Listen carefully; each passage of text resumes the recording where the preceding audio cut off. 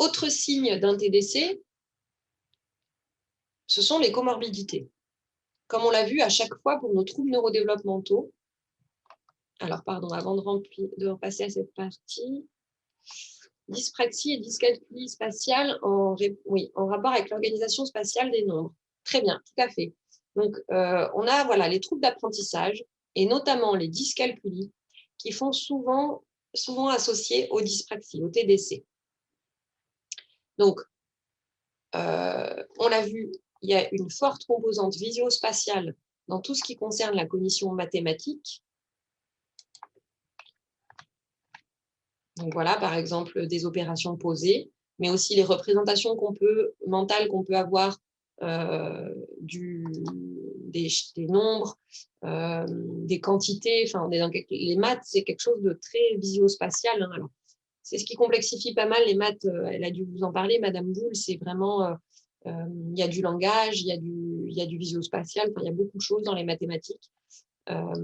Mais en tout cas, c'est vrai qu'il y a souvent cette association avec dyscalculie, et sans doute parce qu'il y a quelque chose de l'ordre du visio-spatial qui semble en lien. Tout à fait. On retrouve aussi fréquemment des TDAH dans les troubles du développement de la coordination.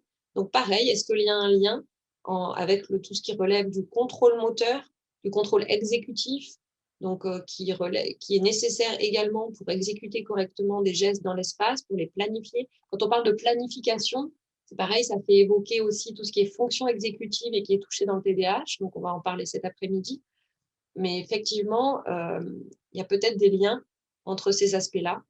Avec le TSA, on va en parler aussi, et avec les troubles du langage, mais en fait, globalement, avec les troubles neurodéveloppementaux, on a plus de comorbidités, mais ça, c'est valable pour tous les troubles neurodéveloppementaux, en fait. Quand vous avez c'est ce que je vous avais dit en introduction générale le vendredi 11 décembre. L'idée, c'est vraiment que quand on a un trouble neurodéveloppemental, on a plus de chances d'avoir d'autres troubles neurodéveloppementaux, sans doute parce qu'il y a des choses au niveau cognitif qui sont semblables, donc peut-être des aspects de planification avec le TDAH, peut-être des aspects visio-spatial avec la dyscalculie, des aspects de contrôle du comportement avec les aspects TSA et avec des particularités sensorielles et motrices, etc. Donc, voilà. Clairement, c'est aussi un point d'appel, le fait d'avoir un trouble neurodéveloppemental. C'est pour ça que je le mets toujours un peu dans les signes, et c'est à ce moment-là que je parle des comorbidités. On a aussi l'anxiété et la dépression, alors pareil, qui s'associent en fait avec tous nos troubles neurodéveloppementaux qui sont plus fréquents, mais qui peuvent faire évoquer aussi des TDC. Et puis, ici, il y a d'autres troubles qui ont été analysés. Et c'est pour ça que c'est à ça que je pensais quand je disais, tiens, les crampes, est-ce que ça ne fait pas partie finalement de ces atteintes, la syndrome d'hypermobilité articulaire bénigne. Donc ça, je ne suis pas rentrée dans le détail de ces notions médicales. Mais effectivement, il y a des atteintes, on va dire, un peu plus somatiques qui peuvent être retrouvées. Et notamment, donc, voilà, ce qui va relever de l'obésité, des troubles cardio-respiratoires, voilà, de ce syndrome-là. Et puis les troubles du sommeil. Alors, tout ça est lié, hein, c'est vrai que c'est difficile de démêler. C'est simplement pour vous dire que c'est souvent associé. Alors, est-ce que c'est parce qu'il y a des causes communes? Est-ce que c'est parce qu'il y avait des conséquences? Exactement. C'est ce que je vous dis. Est-ce que c'est des conséquences, des comorbidités? Il y a beaucoup d'études qui vont plutôt dans le sens de dire c'est des comorbidités. On n'est pas simplement dans une conséquence. Mais forcément, on imagine bien qu'il y a des cercles vicieux qui se créent et qu'il y a aussi des problématiques de type anxiété-dépression qui sont sans doute consécutives à cette condition d'avoir, à ce problème d'avoir une dyspraxie, d'avoir un trouble du développement de la coordination. Mais comme je vous l'avais dit pour la dyslexie, on a quand même des arguments qui nous font dire qu'il y a peut-être une susceptibilité génétique ou une sensibilité particulière qui fait qu'on est aussi dans quelque chose de comorbide. Et en tout cas, voilà, si on a quelque chose qui est présent en bas âge et qui s'associe, ça va dans le sens d'une comorbidité. Les études là-dessus, effectivement, c'est beaucoup des études longitudinales où on essaye de voir du coup les évolutions et les causes et conséquences. Mais ça peut être aussi des études de groupe avec des groupes qui présentent soit l'un, soit l'autre, qui ne développent pas d'anxiété alors qu'ils ont un TDC, qui ne développent pas qui n'ont pas de TDC alors qu'ils ont une anxiété. Enfin, voilà, c'est plein d'études. On essaye de regrouper toutes ces informations pour essayer de démêler un petit peu la cause de la conséquence, mais c'est sûr que ce n'est pas du tout évident. Et en tout cas, c'est pour ça que je vous dis je ne sais pas si c'est l'obésité, on imagine bien que ça gêne le mouvement, le geste. Mais là, l'idée, c'est que ce serait une comorbidité, c'est-à-dire que peut-être, encore une fois, une susceptibilité génétique qui ferait qu'on serait plus sujet à l'obésité et qu'on serait plus sujet au TDC, sans dire que finalement, c'est le surpoids qui gêne le mouvement, le geste. Parce que si on est dans la notion que c'est un surpoids qui va gêner la réalisation du geste, du mouvement, on n'est pas du tout dans nos notions de praxis, de planification de gestes, enfin voilà, on est sur un niveau un peu différent. Donc, peu importe cause, conséquence, lien, en tout cas, quand on se retrouve avec des choses comme ça, c'est avec des troubles neurodéveloppementaux, avec ce type de troubles, avec ces types de troubles psychiatriques, c'est aussi des signes d'appel pour le TDC. Donc, à relever sur le coup, ça peut être un signe d'appel, ou à rechercher. Ça veut dire que c'est aussi un risque. Si au final, vous retenez un diagnostic de TDC ou vous recevez un patient pour lequel une dyspraxie, un TDC est posé, on peut aussi aller chercher ces autres troubles puisqu'il y aura plus de chances de les voir survenir dans ce contexte.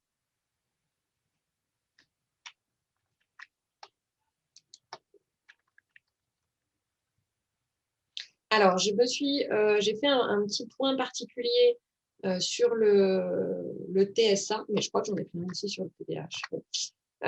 Donc, j'ai fait un point particulier sur les troubles du spectre de l'autisme. Donc, dans les troubles du spectre de l'autisme, ce sont des personnes qui présentent souvent des déficits moteurs un peu plus importants que, en tout cas à l'échelle d'un groupe, quand on les compare avec des personnes qui n'ont pas de troubles du spectre de l'autisme.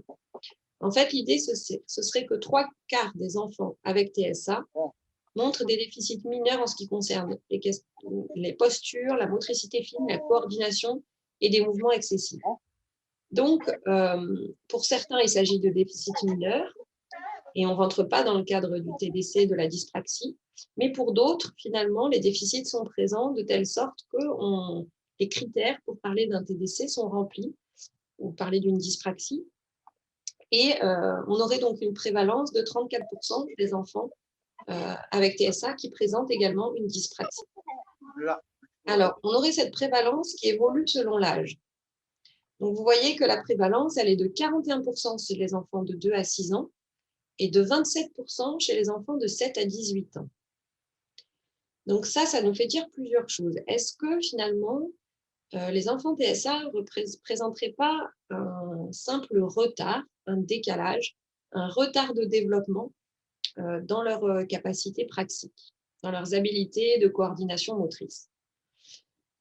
Est-ce que c'est en lien avec l'imitation? Chez les enfants qui ont des troubles du spectre de l'autisme, il y a beaucoup moins de comportements d'imitation. C'est des enfants qui vont moins imiter les gestes que font leurs parents, les gestes qu'ils peuvent observer dans leur entourage. Donc, du coup... Pardon, s'il vous plaît, désactivez vos micros.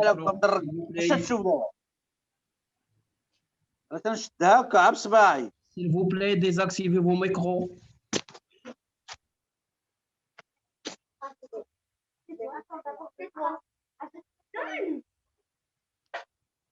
Monsieur Khouimet, s'il vous plaît, désactivez le micro. Khouimet.